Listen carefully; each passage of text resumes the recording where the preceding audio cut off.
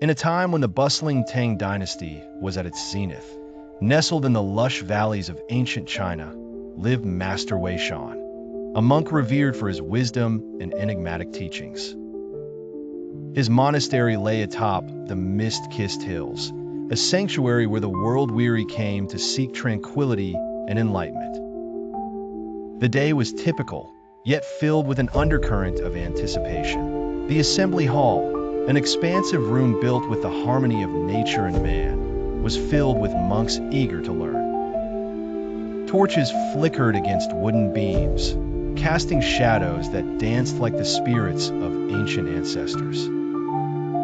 Master Wei Shan, seated at the head of the assembly, exuded an aura of profound calm.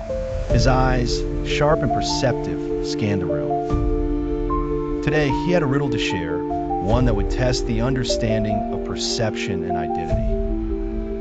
In 100 years, Master Wei Shan began, his voice smooth and commanding the attention of every soul present. Your old master will descend to the world to become a buffalo, on whose left side will be written 5 words. My name is Wei Shan. Imagine if someone calls me Wei Shan. In this case, I will be a buffalo. If someone calls me a buffalo, I will be Wei Shan. Tell me now, what should I be called in the end? The clarity of his words did not minimize the mystification they caused.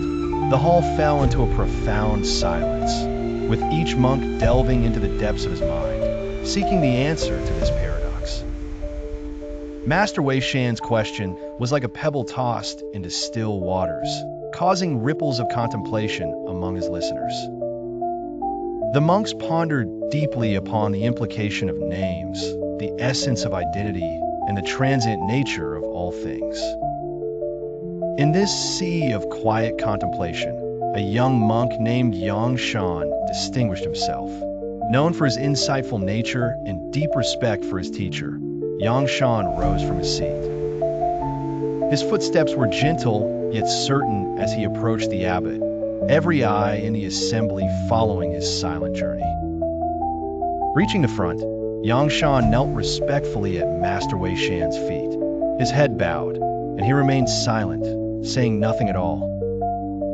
This act of humility and understanding echoed across the room, a silent answer that spoke volumes.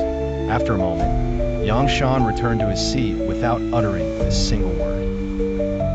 The elder monks glanced at each other with eyes wide with understanding they had not grasped before. Yang Shan's silence was the key.